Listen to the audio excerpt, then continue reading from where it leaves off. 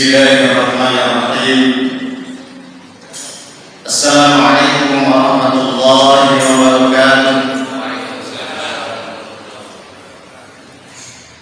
Alhamdulillahilladzi bi ni'matihi tatimmus shalihat.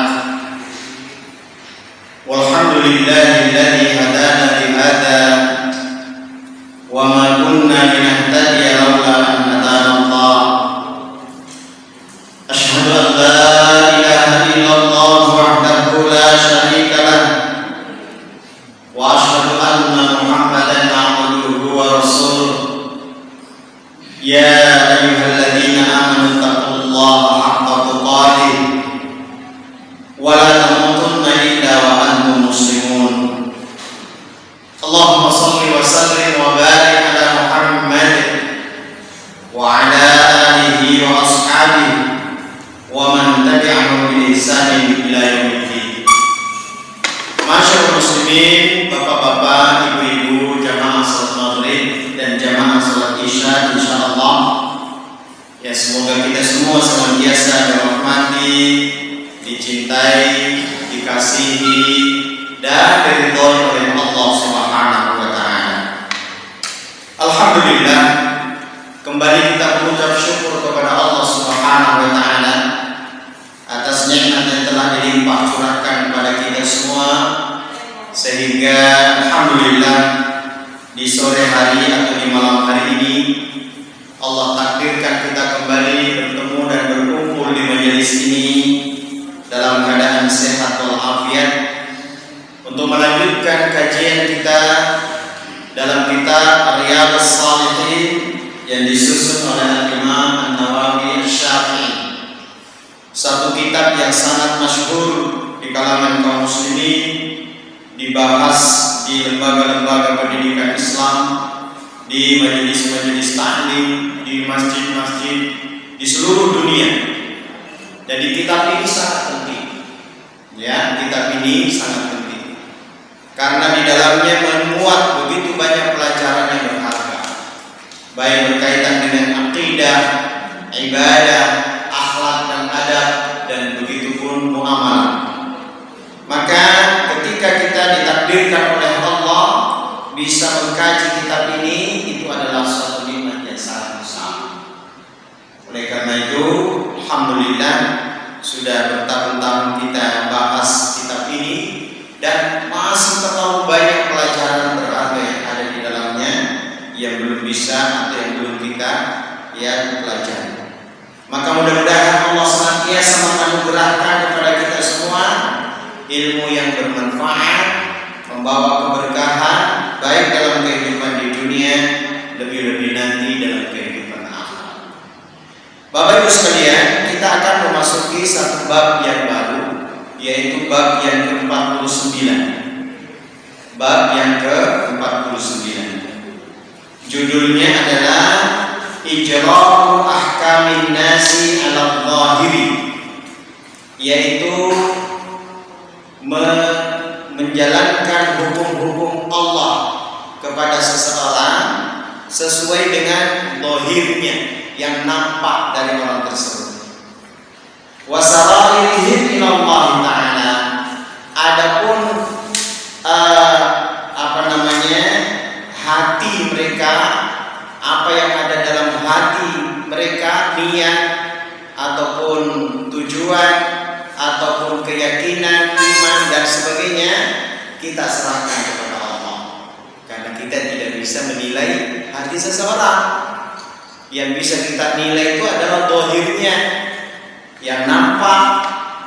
Maka kita sebagai seorang muslim mencukupkan diri menghukumi seseorang dengan apa yang nampak dari orang tersebut.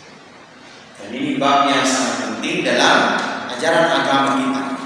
Kita tidak diperkenankan mengorek-ngorek orang lain. Oh, kita tidak boleh menduga-duga isi hati orang. Ya, kita tidak bisa menebak-nebak. Oh, si fulan ini begini, si fulan itu begitu. Tidak boleh.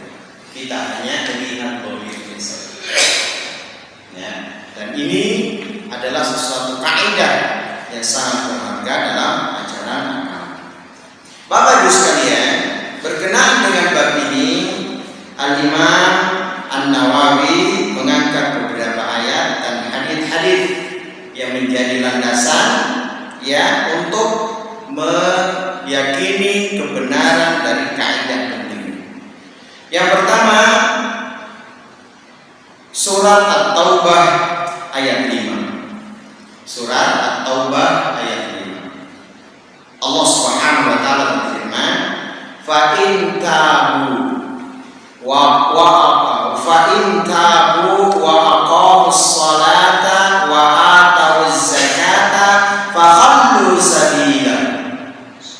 Jika seseorang itu sudah bertobat, dulunya mungkin jahat, dulunya memusuhi Islam dan kaum muslimin, dulu memusuhi Rasulullah dan para sahabat. Tapi wa in tabu, kalau sudah taubat dan taubatnya itu dibuktikan dengan menerima Islam dan menjalankan syariatnya, wa aqamus salata, berupa menjalankan salat, ya, wa atawuz zakata, dan dia juga sudah mengeluarkan zakat, fa khallu sabilahum, maka biarkanlah dia, ya, berikanlah dia jalan. Artinya jangan dicari-cari lagi kejahatannya, keburukannya, kesalahannya, gitu ya. Jadi beginilah Islam, ya, beginilah Islam. Maka panjenengan akan melihat keindahan, kemuliaan, kebesaran hati orang-orang mukmin, sebagaimana yang dicontohkan Rasulullah SAW. Panjenengan tahu Rasulullah ketika berdakwah di Mekah selama 13 tahun, Masya Allah, yang menerima dakwahnya sedikit, yang memusuhinya banyak. Bahkan beliau diusir karena hendak dibunuh. Dikumpulkan pemuda-pemuda yang kuat-kuat dari semua kabilah dan merencanakan pembunuhan kepada Rasul. Selama tinggal di Mekah, beliau menjalankan dakwah Islamiyah, menyebarkan kebenaran Islam. Bahkan keluarganya sendiri, paman-pamannya ikut memusuhi beliau. Akhirnya pada tahun yang ke-13 kemudian beliau hijrah ke Madinah. Diusir, padahal itu kampung halamannya. Dia lahir di situ, dia besar di situ, ya. Dan orang-orang Mekah itu melihat karakternya, ya, akhlaknya, kebaikannya. Mereka lihat tidak ada seorang pemuda, tidak ada seorang laki-laki yang paling bagus akhlaknya, yang paling lembut, yang paling santun, yang paling amanah, yang paling jujur di negeri Mekah kecuali Muhammad SAW. Tapi ketika dia telah diangkat jadi Rasul, mendakwahkan ajaran Islam, ternyata dia dimusuhi dan diusir. Namun perhatikan Bapak Ibu, ketika terjadi Fathu Makkah,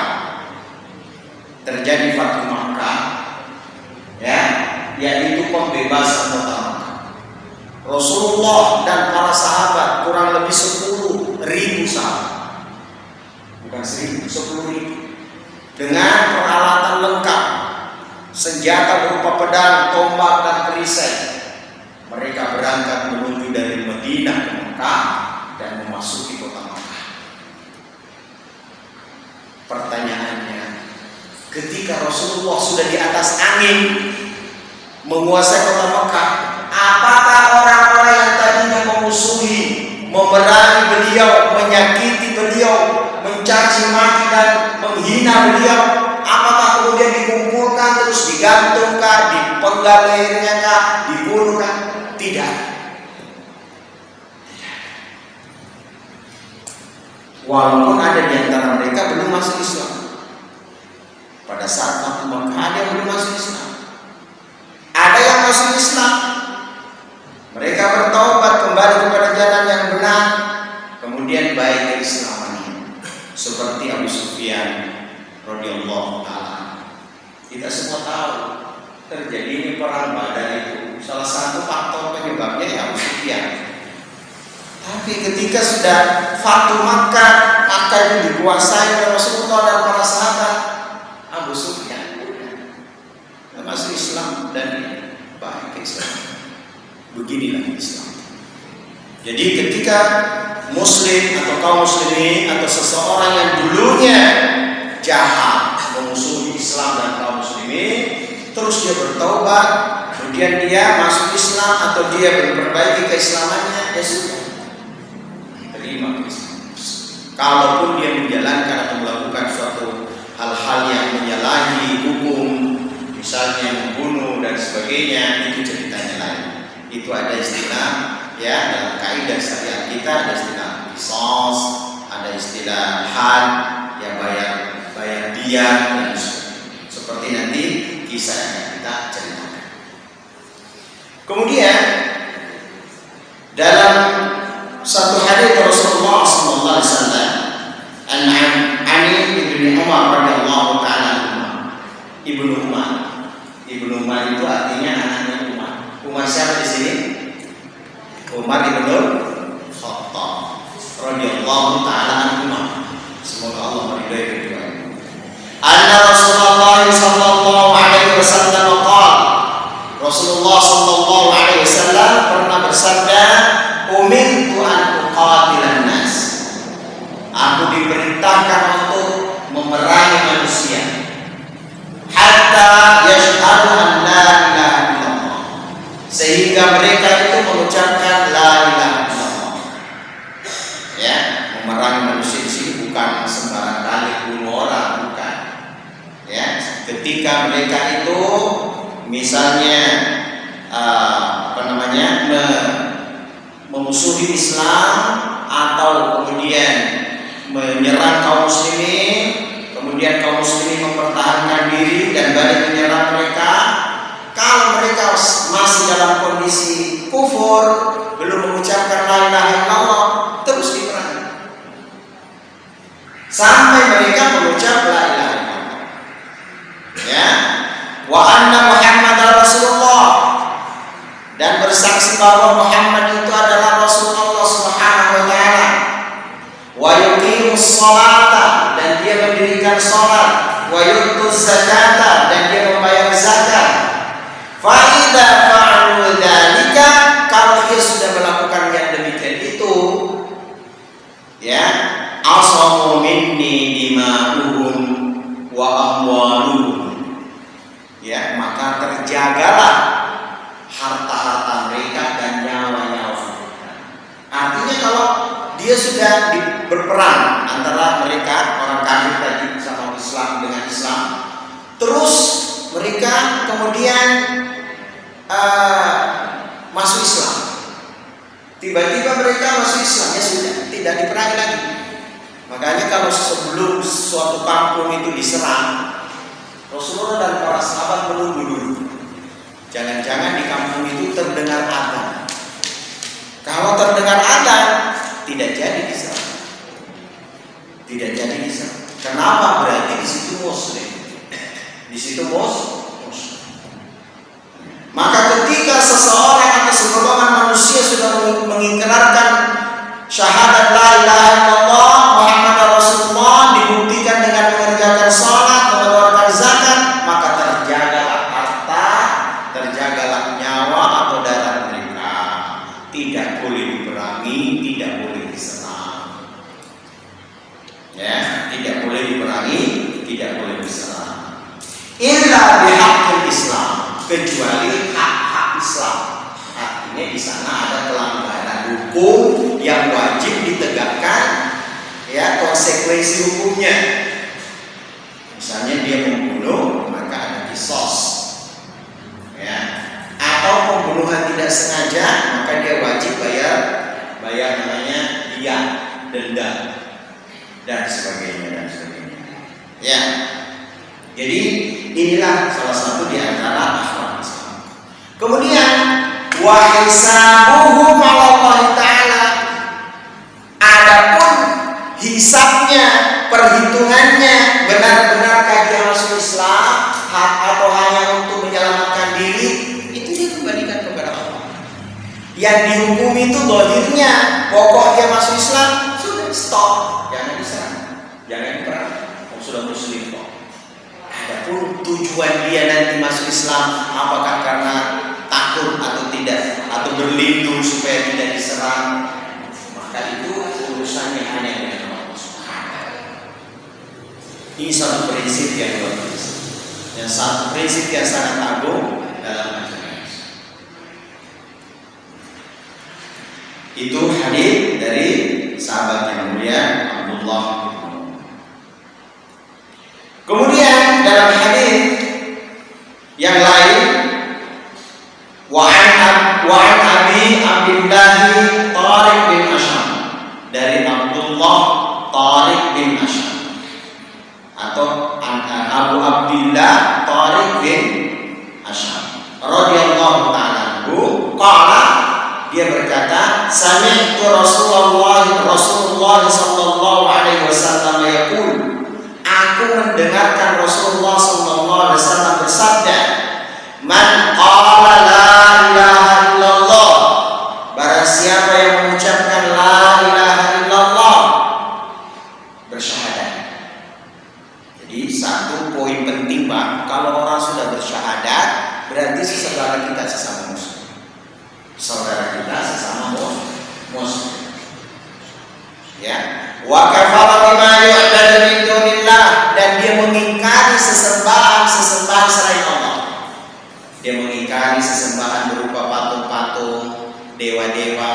Dia tidak menyembah manusia, dia tidak menyembah Yesus dan seterusnya. Dia hanya menyembah Allah. Dia berikrar la ilaha illallah.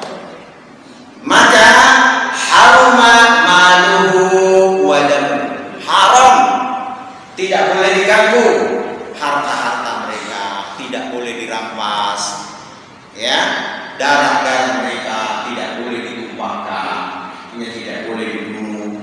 Wa hisabuhu 'ala Allah Ta'ala, adapun perhitungannya nanti kembali kepada Allah Subhanahu. Ya. Jadi Bapak Ibu sekalian, kaidah ini sama. Pokoknya kalau seorang sudah bersyahadat, dia muslim, dia saudara kita. Dia saudara. Apalagi kalau menampakkan, ya, keislamannya berupa sholat, zakat, maka itu saudara. Tidak boleh diganggu, tidak boleh disakiti, tidak boleh, ya, diambil atau dirampas hartanya dan lain-lain. Ini kan penting dalam agama. Nah, berkaitan dengan bab ini, Al-Imam An-Nawawi mengangkat sebuah kisah dalam hadis yang sahih, diriwayatkan oleh Muslim, dari sahabat yang mulia Usamah bin Zaid, Usamah bin Sa'id bin Harithah. Usamah ini adalah anaknya Sa'id bin Harithah. Sa'id bin Harithah ini anak angkatnya Rasulullah SAW. Ya, anak angkatnya Rasulullah, punya anak nama Usamah. Usamah ini pemuda yang pernah menjadi panglima perang termuda, diutus oleh Rasulullah SAW untuk memimpin pasukan. Kalau tidak salah dalam perang Yarmuk atau perang, pas itu wafat Rasulullah, ya, pasukan belum berangkat, Rasulullah wafat. Diangkat Khalifah Abu Bakar, Khalifah tetap memerintahkan berangkat, ya, dan memenangkan peperangan. Nah, saatnya Usamah ini seorang sahabat atau sahabat yang mulia, masih muda umurnya, pada suatu saat diutus oleh Rasulullah ke suatu daerah namanya Juhaina. Ke suatu daerah namanya Juhaina. Ya, maksudnya tentu diutus oleh Rasulullah SAW untuk mengajak mereka masuk Islam dan mereka melawan, terjadi peperangan. Ternyata ada satu orang yang mungkin belum kalah di situ. Dia datang dan ditemui oleh Usamah dan sahabat Ansor. Ya, nah, sahabat Ansor ini ketika melihat musuh ini, satu orang tadi ini dari orang Juhaina ini, dia tidak karena sahabat karena orang musuh tadi tiba-tiba dia bersyahadat. tiba-tiba bersyahadat, la ilaha illallah atau asyhadu an la ilaha illallah. Tiba-tiba dia bersyahadat. Sehingga sahabat Ansor ini urung, dia tidak jadi membunuh orang ini. Tapi Usama dia tetap menombak atau menusuk dengan tombak sehingga orang itu sudah terbunuh. Padahal dia tadi mengucapkan apa? La ilaha. Sehingga ketika kembali ke Madinah ketemu dengan Rasulullah, sampailah berita ini kepada Rasulullah SAW. Ya, Rasulullah menanyakan, kenapa engkau membunuh orang yang mengucapkan la ilaha illallah? Apa jawab Usama? Sesungguhnya ya Rasulullah, saya bunuh itu karena dia hanya mau berlindung, dia hanya mau menyelamatkan diri. Dia hanya mau menyelamatkan diri, sehingga tiba-tiba dia mengucap la ilaha illallah. Apa jawab Rasulullah? Kenapa kamu tidak belah dadanya? Kemudian kamu lihat apakah dia mengucapkan itu karena mau menyelamatkan diri atau benar-benar karena ikhlas masuk Islam. Artinya apa? Ketika seseorang sudah mengucapkan la ilaha illallah, ya sudah. Ya, karena berarti secara zahirnya dia muslim. Maka tidak boleh lagi diperangi, tidak boleh dibunuh, tidak boleh dirampas hartanya dan lain-lain. Ya. Dan bagaimana kamu nanti bertanggung jawab di hari kiamat? Bagaimana nanti kamu bertanggung jawab di hari kiamat? Ketika Allah bertanya atau Allah menuntut kamu karena kamu membunuh orang yang mengucap la ilaha illallah. Diulang-ulang kalimat itu sampai Usama merasa, ya Allah, seandainya saya belum masuk Islam kecuali pada saat ini.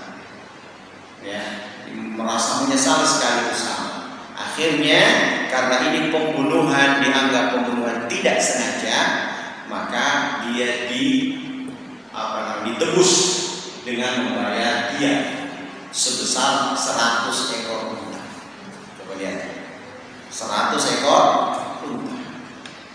Karena begitu berharganya nyawa seseorang, walaupun entah niatnya tadi hanya untuk menyelamatkan diri, tapi dohirnya dia muslim, tidak boleh diganggu, gak boleh disakiti, gak boleh ditumpahkan darahnya. Tapi coba panjenengan lihat hari-hari betapa banyak terjadi pembunuhan, kekerasan, perampasan dan lainnya yang berakhir dengan hilangnya nyawa seseorang. Hari-hari ini sangat gampang orang itu membunuh orang lain hanya karena persoalan sepele, hanya karena persoalan batas tanah, persoalan wanita, persoalan hanya ucapan, ya, yang menyakiti hatinya sampai dendam dibunuh. Padahal muslim, ya, itu bahaya sekali. Maka kita sebagai seorang muslim harus memahami kaidah. Tidak boleh kita kemudian ya bermudah-mudahan ya menghilangkan nyawa orang lain apabila mereka itu benar-benar sudah mengikrarkan kalimat syahadat. Adapun tujuannya dia ya apakah hanya untuk menyelamatkan diri atau berlindung, kita tidak. Itu kita tidak dituntut. Itu diserahkan kepada Allah Subhanahu. Nah, panjenengan mungkin pernah dengar bahwasanya Rasulullah SAW itu berdasarkan wahyu yang diberikan oleh Allah kepada beliau, Rasulullah itu tahu semua orang munafik. Nama-namanya itu Rasulullah semua tahu yang ada di Madinah, karena mendapat wahyu dari Allah. Si fulan munafik, si fulan munafik, si fulan. Rasulullah itu tahu. Dan yang namanya munafik itu, Bapak Ibu sekalian, ya, itu orang yang menyembunyikan kekafiran yang ada di dalam hatinya dan menampakkan Islam. Dohirnya dia muslim, dia mengucapkan kalimat syahadat, dia mengikuti juga ikut sholat juga, tapi pada dadanya atau hatinya dia sebenarnya kafir. Dia memusuhi Islam dan Rasulullah SAW. Gembongnya namanya Abdullah bin Ubay bin Salul. Ya, Abdullah bin Ubay bin Salul. Rasulullah tahu semuanya orang munafik itu tahu. Jadi yang tahu tentang siapa nama-nama orang munafik itu Rasulullah karena wahyu dari Allah dan seorang sahabat penjaga rahasianya Rasulullah, yaitu Hudzaifah ibnul Yaman radhiyallahu ta'ala. Hudzaifah itu penjaga rahasianya Rasulullah. Karena Rasulullah hanya pernah ngomong ke Hudzaifah bahwa yang munafik itu ini. Makanya Umar bin Khattab pernah datang ke Hudzaifah, "Ya Hudzaifah, apakah Rasulullah pernah menyebut nama saya termasuk orang munafik?" Maka jawab Hudzaifah, "Tidak ya Umar bin Khattab, tidak, kamu itu tidak termasuk." Ketakutan sahabat yang mulia, jangan-jangan disebut-sebut sebagai munafik. Tapi coba lihat lagi, orang-orang munafik yang menyembunyikan kekafiran dan memusuhi Rasulullah dari dalam, menggunting dalam lipatan. Ketika terjadi perang Uhud, kalau tidak salah, itu berangkat 1.000 orang. 1.000 tentaranya Rasulullah, sahabat-sahabat pasukan Rasul itu 1.000. Sampai tengah jalan 300 orang balik. Ini orang-orang munafik ini balik. Ya, orang-orang munafik. Sementara yang dari Mekah pasukan Quraisy, orang-orang kafir musyrikin itu jumlahnya 3.000 lawan 1.000. Begini orang munafik membelot balik, akhirnya tinggal berapa? 700. Ya, maka terjadilah perang Uhud yang awalnya Rasulullah dan para sahabat menang, tapi pada akhirnya hampir saja pasukan Rasulullah itu dihancurkan. Rasulullah hampir saja mendapat sampai luka Rasulullah. Ya, beliau naik ke gunung Uhud dan para sahabat. Nah, artinya apa? Bahwasanya Rasulullah SAW tahu siapa orang-orang munafik, tapi tidak satupun orang munafik itu kemudian dibunuh oleh Rasulullah. Kenapa? Karena dohirnya dia mengucapkan apa? Syahadat. Dia dohirnya itu Muslim, tapi Rasulullah tidak membunuh mereka, tidak ada merampas harta. Ya.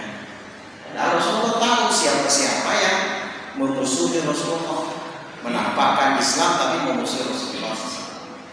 Nah, para ulama kita menyatakan bahwa salah satu alasan kenapa Rasulullah tidak membunuh, membasmi dan ini orang munafik adalah karena Rasulullah khawatir kalau orang-orang Arab berkata, "Tuh lihat, Muhammad membunuh saudara-saudaranya sendiri."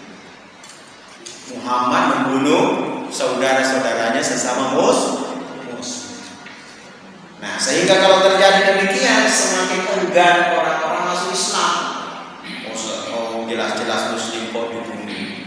Akhirnya Rasulullah membiarkan orang munafik. Walaupun banyak gangguannya. Ketika terjadi peristiwa hadithul ifki, berita bohong yang menimpa Aisyah radhiyallahu ta'ala anha, istri Rasulullah, yang menyebabkannya orang munafik, yang kasar kusuk yang munafik, untuk menjatuhkan harkat dan martabat muruah marwahnya Rasulullah, ya, dengan tersebarnya berita bohong. Berita bohong itu mungkin panjang yang sudah pernah dengar. Suatu saat dalam sebuah perjalanan sudah kembali ke Madinah, Aisyah radhiyallahu ta'ala anha di atas onta. Onta itu kalau zaman dulu itu untuk perempuan itu dibuatkan semacam tenda atau apa itu, kayak keranda, ada tenda di atas onta. Nah, perempuan itu istri-istri Rasulullah ditaruh di situ. Kebetulan yang ikut waktu itu Aisyah. Suatu saat ketika mampir bermalam di suatu tempat, Aisyah pergi buang hajat. Nah, buang hajat. Terus ketika dia sudah balik, pasukan ini sudah berangkat. Rasulullah sudah berangkat. Waktu itu Aisyah masih kurus. Jadi ketika tadi keranda tadi itu diangkat naik ke onta, itu sahabat tidak merasakan apakah ada Aisyah atau tidak, sehingga tinggallah Aisyah tertinggal dari pasukan. Kemudian dia duduk di tempat itu. Oh mohon maaf, kalau tidak salah kalungnya hilang. Kalau tidak salah kalungnya hilang, dia cari-cari, kemudian ditinggal oleh pasukan. Ya, kemudian dia tinggal di situ, dia duduk, tiba-tiba terakhir datang seorang sahabat namanya Sofwan. Sofwan ini memang biasanya itu terakhir berangkatnya, karena kalau tidur itu susah bangunnya. Diamanai oleh Rasulullah untuk jangan-jangan ada barang tertinggal, nanti Sofwan yang bawa. Dia lihat Aisyah, ya, dia lihat Aisyah sedang tertidur di situ, terus mengucapkan inna lillahi wa inna ilaihi raji'un. Kemudian dia dudukkan ontanya, Aisyah naik ke onta tanpa mengucapkan sekata kata. Terus balik ke Madinah. Siang-siang tiba di Madinah, kelihatan sama orang-orang munafik. Yang orang-orang munafik menuduh Aisyah melakukan perbuatan tidak senonoh dengan saudara yang sahabat yang yang menyebarkan berita dusta itu atau berita bohong itu adalah Rasulullah begitu berat merasakan, ya, rasa sakit, rasa ya itulah perbuatan orang. Namun Rasulullah tidak. Masih berapa menit? 7 menit. Ya, nah ada sedikit tambahan faedah berkaitan dengan bahwa kita sebagai seorang muslim tidak boleh hanya melihat zahirnya seseorang. Ya, kalau tadi itu kita lihat zahirnya itu dalam bumi, tapi kita juga tidak boleh hanya semata-mata melihat zahir seseorang. Kenapa? Karena ada hadis Rasulullah SAW, beliau pernah bersabda, innallaha la yanzuru ila suwarikum wa ajsadikum wa amwalikum. Sesungguhnya Allah itu tidak menilai rupa-rupa kalian, penampilan kalian, tubuh kalian. Allah tidak nilai. Allah juga tidak menilai harta-harta kalian. Walakinnallaha yanzuru ila qulubikum. Ya, tetapi Allah itu menilai hati-hati kita. Jadi kalau dari sisi Allah, ya, Allah itu tidak menilai hati, menilai tampilan kita, menilai wajah kita, menilai badan kita, itu Allah tidak menilai. Maka di mata Allah sama saja antara orang-orang yang ya cantik, yang ganteng, atau yang kurang cantik, kurang ganteng, sama saja. Yang tinggi, yang pendek, yang putih, yang hitam, sama saja di mata Allah. Ya, penilaian Allah itu hanya berdasarkan iman, apa yang ada di dalam dada kita, hati kita, ya, takwa yang ada di dalam hati kita, dan juga amalan-amalan. Itulah penilaian Allah Subhanahu wa Ta'ala. Maka seorang muslim tidak boleh kemudian, ya, kita itu ya hanya terfokus atau tertipu dengan tampilan seseorang. Kita juga tidak boleh tertipu dengan tampilan seseorang. Kita juga tidak boleh kemudian ketika seseorang melakukan kekeliruan, kesalahan, keburukan, perbuatan melanggar aturan syariat, kemudian menghina mereka, mencaci maki mereka, merendahkan mereka. Tidak boleh. Ada orang, ya, yang namanya manusia itu kan ya pasti terjatuh kepada kesalahan, namanya manusia. Hadits Rasulullah, beliau pernah bersabda, kullu bani Adam khata'un. Semua anak keturunan Adam itu pasti berbuat salah. Wa khairul khata'una wa khairul khata'ina at-tawwabun. Sebaik-baik orang yang bersalah, melakukan kekeliruan, berdosa, yang mereka itu yang bertaubat.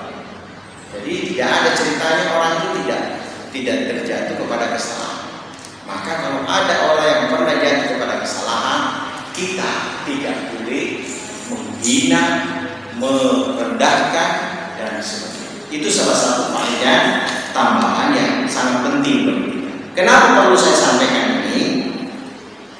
Karena banyak di antara kaidah-kaidah yang disebutkan oleh para ulama, contoh yaitu dari Al-Imam Hasan Al-Basri rahimahullah ta'ala, dia pernah berkata, kamu, yaitu para sahabat dan salafus salih, yaquluna, mereka berkata, man arama akhahu bidzambi qad taba ila Allah min. Barang siapa yang mencela dan menghina saudaranya yang pernah berbuat dosa, melakukan kemaksiatan, namun dia sudah bertaubat.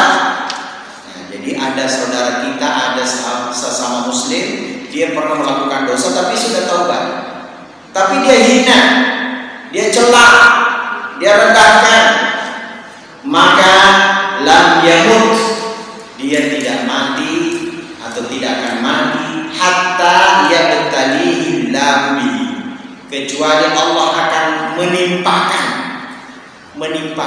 menyebabkan seseorang tadi itu melakukan dosa yang sama sebelum meninggal. Kita tidak boleh menghina kalau ada orang saudara kita melakukan perbuatan dosa. Jangan-jangan nanti ketika dalam perjalanan hidup kita terjatuh juga pada perbuatan dosa yang sama. Ya, jadi ini kaidah. Kemudian diungkapkan pula dari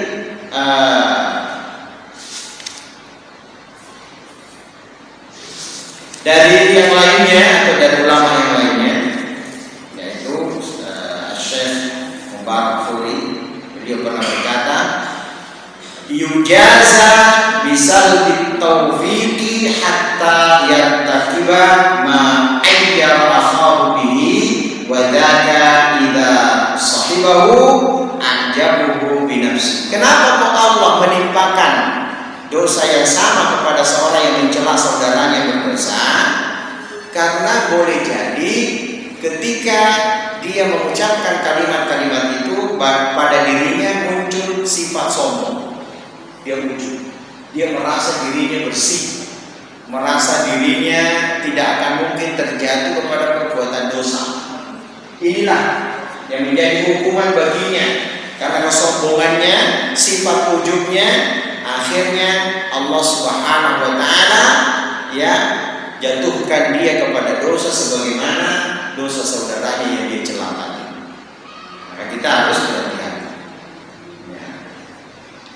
Kemudian ada penjelasan lain dari Ibnu Qayyim al-Jauziyah, dia pernah berkata, wa kullu maksiatin awyirat biha akhaka, setiap maksiat, perbuatan dosa yang dikerjakan oleh saudaramu kemudian kamu jelek-jelekan, kamu hina, kamu cela, ya, yahtamilu ayyurida bihi, maka suatu saat dosa itu akan kembali kepadamu.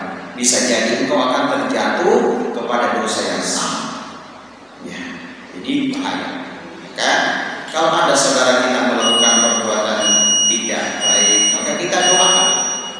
Kita doakan semoga diberikan oleh Allah hidayah dan bertaubat kembali kepada jalan yang benar. Jangan kita jelek-jelekan. Kalau mereka sudah kembali ke jalan yang benar, sudah bertaubat, ya sudah. Ya, kita hukumi apa yang dohir, yang nampak. Ya, kita hukumi apa yang nampak. Adapun dibalik itu tentang niatnya, ya, tentang keyakinannya, tentang tujuannya, kita kembalikan kepada Allah Subhanahu wa ta'ala. Mudah-mudahan apa yang kita bahas di bab yang ke-49 ini merupakan pelajaran yang sangat berharga buat kita semuanya, dan mari kita selalu mendoakan diri kita dan keluarga-keluarga kita semoga termasuk hamba-hamba Allah yang diselamatkan dari berbagai macam perbuatan dosa, perbuatan maksiat, kedurhakaan, dan dimatikan dalam keadaan husnul